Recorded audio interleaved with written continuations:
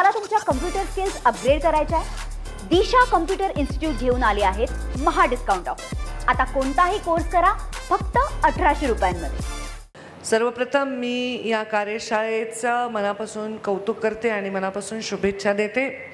धनंजय यांनी सांगितलं की त्यांना तूच माझ्या वतीने बोल, तर ठीक आहे। आता माझ्यावर मला वाटलं होतं की ते असल्यामुळे माझं भाषण जरा मला रिलॅक्स करता येईल, जास्त करायची गरज नाही, तर त्यांनी सांगितलं तूच बोल आणि मला त्यांनी काही सूचना देखील केल्या, तर नक्कीच माझ्या भाषणामध्ये मी त्या सूचनांचाही उल्लेख करणार आहे। मी या राज्याची ग्रामीण विकास मंत्री म्हणून 14 ते 19 असं काम केलेलं आहे। ग्रामीण विकास खातं जेव्हा माझ्याकडे आलं तेव्हा मला असा प्रश्न पडला होता की मी काय करावं। जरी माझे पहिले काही वर्ष ग्रामीण भागात गेले तरी सगळं कॉलेजचं शिक्षण वगैरे सगळं मुंबई भागात झाल्यावर मला ग्रामीण विषयांशी काय कळेल। आमदार म्हणून काम करत असतानाही मी बऱ्याच वेळा स्त्री भ्रूण हत्या किंवा हे असे व्यापक विषय, महिलांचं शिक्षण, मुलींचं पोषण हे व्यापक विषय मांडलेले होते आणि ग्रामीण विकास विभागाला मी न्याय देऊ शकेन का असा माझ्या मनाला प्रश्न वाटत होता। आणि तेव्हाच प्रधानमंत्री नरेंद्र मोदींनी, म्हणजे आम्ही ते प्रधानमंत्री झाले आणि मग मी मंत्री झाले, ग्रामीण विकास मंत्री झाले राज्यामध्ये। तेव्हा आमचं सरकार आलं, मुख्यमंत्री देवेंद्रजी फडणवीस झाले आणि तेव्हा त्यांनी प्रधानमंत्री आवास योजनेमध्ये भरपूर बदल केले। आपल्याकडे घरकुलाच्या योजना काही आज आल्यात असं नाही आहे, पण या योजना ह्या केवळ कागदोपत्री घोडे नाचवण्यासाठीच्या योजना। त्या योजनांना एक कोऑर्डिनेशन केलं, त्यांना वरती दिल्लीपासून ते गल्लीपर्यंत त्यांचं एक व्यवस्थित आखणी केली आणि त्यांनी सांगितलं की या देशामध्ये जो नागरिक आहे, एक माणूस या देशामध्ये राहतो, तो सांगतो की हे देश माझा आहे, या देशाचा मी नागरिक आहे, तर अशा माणसाकडे जर स्वतःचं हक्काचं छत नसेल तर त्या माणसाच्या स्वाभिमानाला किती मोठी ठेच पोचत असेल। ज्याला स्वतःचं हक्काचं घर आहे त्याचा अर्ध जीवनामधला संघर्ष हा कमी होत असतो आणि म्हणून प्रधानमंत्री आवास योजनेवर खूप काम झालं। तेव्हा आम्हाला अडचण आली, अडचणीमध्ये असं आलं की अरे ज्यांना जमीन आहे त्यांनाच घरकुल मिळतं, पण ज्यांच्याकडे जमीन नाही त्यांना घरकुल कसं देता येईल। तर मग आम्ही तेव्हा पंडित दीनदयाळ उपाध्याय घरकुल अर्थसहाय्य योजना हा माझ्याच हातचा GR आहे, तो आम्ही कॅबिनेटमध्ये विषय आणला आणि 10 वर्षापूर्वी 50,000 रुपये अधिकची आम्ही रक्कम ह्या लोकांना द्यायला सुरुवात केली ज्यांना स्वतःचं घर नाही। बरं ठीक आहे, 50,000 रुपये देऊन सुद्धा गाव अगदी रस्त्यावर आहे, तर 50,000त काही जमीन मिळत नव्हती, परिस्थिती कठीण झाली। मग आम्ही असाही निर्णय केला की ह्या सगळ्या घरकुलांचं एक क्लस्टर तयार करा आणि गाय रानावर किंवा सरकारी जमिनीवर त्या विभागाच्या परवानगीने यांचं एक क्लस्टर तयार करून या घरकुलांना एकत्र बांधकाम करण्याची सुद्धा परवानगी, तर अनेक ठिकाणी गाय रानावर अशा प्रकारचे क्लस्टर तयार झाले। त्याच्यामधून एक साधायचं होतं, कारण घरकुल हे केवळ जातींवर आधारित नाही, जातींच्या मागासलेपणावर आधारित नाही, तर हे सोशिओ इकॉनॉमिक सर्वे, म्हणजे जे सोशली आणि आर्थिकदृष्ट्या, सामाजिक आणि आर्थिकदृष्ट्या मागासलेले त्यांच्यासाठी पण आहे। तर जर आपण असं क्लस्टर तयार केलं तर वेगवेगळ्या जातींचे विचारांचे लोकसुद्धा बऱ्यापैकी एका त्या एरियात राहू शकतील। एक चांगला संकल्पसुद्धा त्या काळात आम्ही केला आणि मला आठवतं 3 लाख घरांना चाव्या प्रधानमंत्री मोदीजींच्या हस्ते आम्ही शिर्डीमध्ये दिल्या। मोदीजी स्वतः उपस्थित राहिले आणि गावागावातील घरकुल लाभार्थ्यांना त्यांनी ऑनलाईन तिथे लाईव्ह त्यांनी तिथे बोलले आणि त्यांनी खूप शाबासकी दिली आणि म्हणाले खूप चांगलं काम करते पंकजा ग्रामविकास। खूप कौतुक वाटलं मला। कसं असतं की गरीब माणसाची सेवा आमचं अख्खं आयुष्य हे त्याच्यासाठीच आहे। लोकांना बाहेरून बघताना वाटतं की अरे बापरे राजकारण्याकडे खूप वैभव आहे, त्यांना काय लोक भेटतात, त्यांना प्रत्येक ठिकाणी रांगेत उभं राहावं लागत नाही, मंदिरामध्ये तिकिटामध्ये, पण जे जीवनामध्ये आमचे प्रत्येक महत्त्वाचे क्षण, जसं आज धनुभाऊला बरं नव्हतं तरी ते आले, आज माझा आवाज ऐकून तुमच्या लक्षात येत असेल की मलाही बरं नाही आहे, पण आता माझ्या जीवनामध्ये अशा घटना घडू शकतात की माझ्या मुलाचा वाढदिवस आहे किंवा माझ्या घरामध्ये एखादा आनंदाचा विषय आणि माझं एखाद्या कार्यकर्त्याचं निधन होतं, तेव्हा ते सगळे विषय बाजूला टाकून मला तिथे धावावं लागतं। आमचे अमितभाई शहाले आरती आदरणीय जिजांचं अत्यंत अकस्मात आणि दुर्दैवी निधन झालं, सगळे कार्यक्रम सोडून मी तिथे धावले। असे कामं आम्हाला करावे लागतात। कधी एखाद्याच्या मृत्यूच्या दुःखातून लगेच एखाद्याच्या सुखात जावं लागतं लग्नामध्ये। आता एखाद्या कार्यकर्त्याच्या घरचं लग्न असतं, लगेच दुसऱ्याच्या दुःखात राहावं लागतं. ह्या भावना दर 10 मिनिटाला बदलणं, हे त्या माणसाला बरं वाटेल असे भाव आणणं, हे काही सोपं नाही आहे. तर सामान्य माणसासाठी, गरिबासाठी, वंचितासाठी, त्यांचा वाली आणि वाणी बनण्यासाठी मुंडे साहेबांनी राजकारणाचा वसा दिलेला आहे. आणि मला खूप आनंद झाला की या घरकुल योजनेमध्ये खूप चांगलं काम महाराष्ट्रामध्ये करता आलं. महाराष्ट्र शौचालय बांधण्यामध्ये, स्वच्छता अभियानामध्ये 1 नंबरला आलं होतं ग्रामीण विकास मंत्री असताना. आणि स्वतः राष्ट्रपतींनी आम्हाला त्याचा पुरस्कार दिला होता आणि त्याच्याबद्दल कौतुक केलं होतं. राष्ट्रवादी कोविंदजींच्या हस्ते तो पुरस्कार मिळाला होता. आजसुद्धा आपल्या परळीमध्ये, आपल्या बीड जिल्ह्यामध्ये आपण या घरकुलांचं, जे दिवाळीमध्ये घरकुल आपलं स्वतःचं असावं, हे जे संकल्प मोदीजींनी सगळ्यांना सांगितलं आहे घेण्यासाठी, त्याच्यामध्ये आपण अग्रेसर आहोत. आपण राज्यामध्ये 10व्या क्रमांकावरही, जिल्ह्यामध्ये आपण डिव्हिजनमध्ये फर्स्टवर आहे. बरोबर आहे, एम आय राईट? तर अशी आपली परिस्थिती आहे, चांगली समाधानकारक परिस्थिती आहे. मी सिओनचं पण अभिनंदन करते, कारण ते आले आणि तेव्हा त्याच्यानंतर त्यांनी ग्रीप घेतली आहे. आता मी आणि धनुभाऊ चर्चा करत होतो की आता हे घरकुलाचा पहिला हप्ता 15,000चा आहे, दुसरा हप्ता 70 आहे आणि मग नंतर तिसरा हप्ता आहे.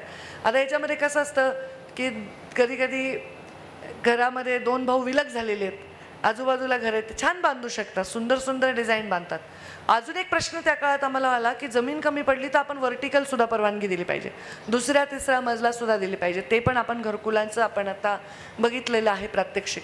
आणि आता या दिवाळीमध्ये आपण स्वतःच्या घरात जायचं, किती अभिमान वाटतो माणसाला. जरा कपडे थोडे 2च्या ऐवजी 1 जरी जोडी असेल तरी राहू शकतो, पण घर असलं की त्याचं जीवनामध्ये एवढं मोठं स्वाभिमान राखला जातो असं मला वाटतं. म्हणजे एका मोठ्या संताचं मी भाषण ऐकत होते, त्याच्यामध्ये दरिद्र असणं हे सगळ्यात मोठं दुःख आहे. जरी मी संत आहे, जरी मी सगळं सोडलेलं आहे, मी भगवे वस्त्र परिधान केले आहेत, तरी माझं मन आहे अध्यात्माचा अभ्यास करून की दारिद्र्य असणं हे सगळ्यात मोठं दुःख आहे, ही सगळ्यात मोठी पीडा आहे, हे सगळ्यात मोठं शाप आहे. ज्या माणसाला 2 वेळचं पोट भरता येत नाही त्याच्या अन्नाची सोय करणं, ज्याला आपलं स्वतःचं हक्क छत नाही त्याच्या छताची सोय करणं, हे गरिबी जगलेला माणूसच अनुभवू शकतो. आणि प्रधानमंत्री मोदीजींनी गरिबी बघितली आहे आणि म्हणून गरिबाचं दुःखसुद्धा त्यांना कळतं. आज तुम्ही सगळे इथे सरपंच आलेला आहे, आम्ही तुम्हाला एक टार्गेट देतो आमदार म्हणून धनुभाऊंचं, आणि मी पण आता आधी आमदार राहिले तुमची 10 वर्ष आणि म्हणून मला पण तुमच्यावर हक्क आहे. आणि त्यामुळे आम्ही सांगतो की हे आता जे उरलेलं टार्गेट आहे तुम्हाला घरकुलाचं ते पूर्ण करा. जे लोक तिथले पालक तयार करा की या 3 घरकुलाचे हे पालक आहे, तिथल्या ग्रामसेवकाच्या, तिथल्या सरपंचाच्या माध्यमातून कुठलीही अडवणूक नाही झाली पाहिजे. लवकरात लवकर त्यांना सगळे जे काही पूर्तता सर्टिफिकेट वगैरे द्यायचं ते दिलं पाहिजे आणि त्यांचं घरकुल दिवाळीपर्यंत पूर्ण झालं पाहिजे. कोणत्याही चुकीच्या पद्धतीने घरकुलाचे बिलं काढले नाही पाहिजे. मला मान्य आहे गरिबी असणं, दारिद्र्य असणं हे वाईट आहे, पण एखादा माणूस पैसे घेतोय, गबर आहे, शेती आहे, वाडी आहे आणि त्याच्या घरालाच रंग लावतोय, जुन्याच घराला 15,000 उचलतोय, नवीन घर दाखवतोय, असं होतं बऱ्याच ठिकाणी. फार नाही होत, 0.01% होऊ शकतं. तर अशा गोष्टी आमच्या निदर्शनास नाही आल्या तर बरे, आल्या तर त्याचं काही खरं नाही, त्याच्यावर आम्ही कारवाई केल्याशिवाय राहणार नाही. कारण हा पैसा आहे ना मध्यमवर्गीय आहे. ज्या देशातले जे इंडस्ट्रियलिस्ट ते टॅक्स भरतात, त्याच्या जीवावर आपण बजेट उभं करतो, वर्ल्ड बँकेकडनं कर्ज घेतो, वेगवेगळ्या योजनांसाठी आपण जागतिक विषयांना हाताशी घेतो आणि आपण ते पैसे असे खर्च करतो का जणू काय आपल्यासाठीच आलेत, ते त्या गरिबाच्या घरासाठी. तर कोणीही असं प्रकार करता कामा नये. आणि घरकुलाचं टार्गेट दिवाळीपर्यंत नाही पूर्ण केलं तर पुढच्या निधीसुद्धा मग मिळायला अवघड होईल तुम्हाला. तुम्ही सरपंच म्हणून जबाबदारी घेणार का? आज सरपंच आले, दिसायलेत मला समोर बसले. तुमच्या गावामध्ये घरकुलं जर पूर्ण नाही झाले तर आम्ही निधी देणारच नाही. का ते थोडं भांडण झालं असते त्या घरकुल ज्याचं आहे ते, जर सरपंच मला सर्टिफिकेटच देईना, ते कागदावर सहीच करेना, ग्रामसेवकच सापडेना, असले काहीही कारण नाही झाले पाहिजे. जो अव्वल घरकुल करून देईल त्याला अधिकचा, थोडा पण का होईना अधिकचा निधी देण्यात येईल आणि त्याच्या गावाला चांगला आम्ही विकासासाठी त्याला पूर्णपणे सपोर्ट करू. हे धनुभाऊनी आणि मी मिळून ठरवलेलं आहे, मी जाहीर करत आहे. तर तुम्ही सर्वांनी त्याचं नक्कीच पालन करावं. कलेक्टर आता जॉईन झाले आहेत, जॉईन झाल्यापासून ते जिल्ह्याचा अभ्यास करत असतील, कामं करत असतील. त्यांनी पण मला सांगितलं की इथे खूप गरमी व्हायली आहे, AC ची गरज आहे. दरवेळी मी इथे कार्यक्रम घेते तेव्हा माझी तीच तक्रार असते की या ह्याला जरा एक चांगलं रूप द्यायला पाहिजे, तर त्याचा आपण एखादा प्रस्ताव तयार करू. मला स्वतः जातीने लक्ष घालून एक आलिशान असं इथे एक सभागृह आपण तयार केलं पाहिजे.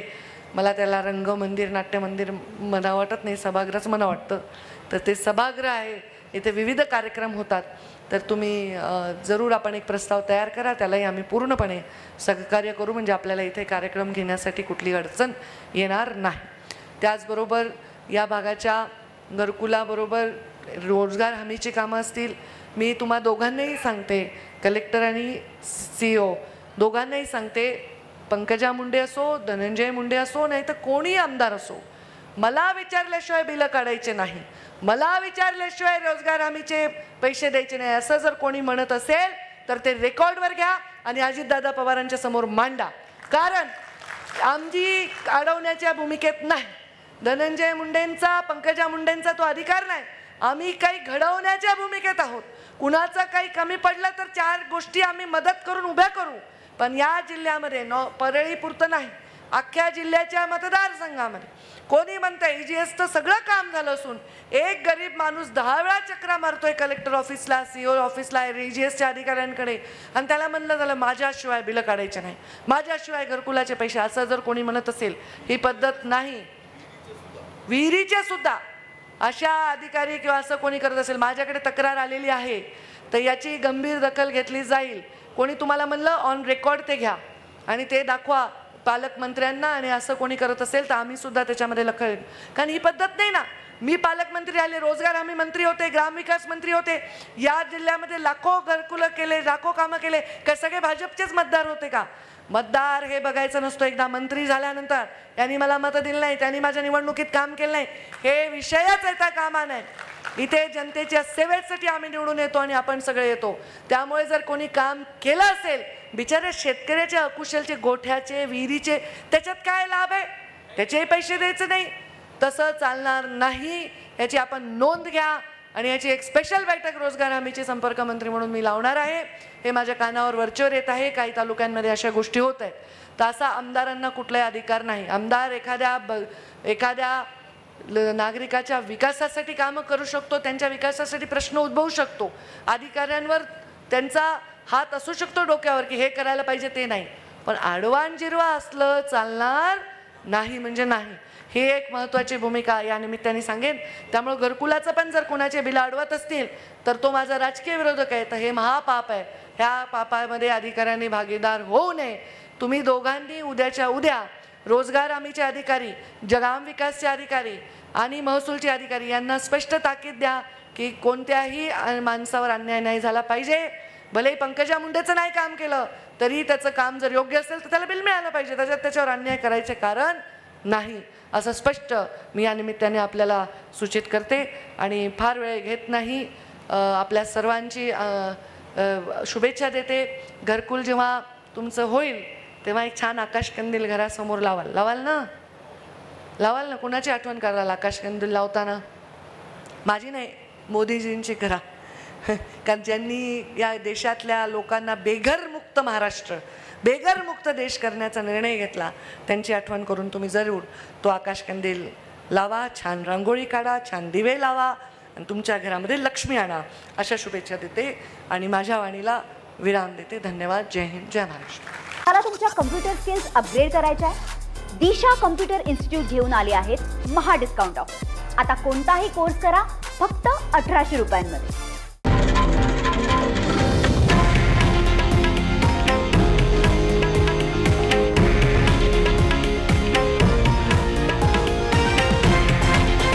हे आहे देशातील नंबर 1 न्यूज नेटवर्क आणि आपण पाहत आहात TV9 मराठी, एकमेव.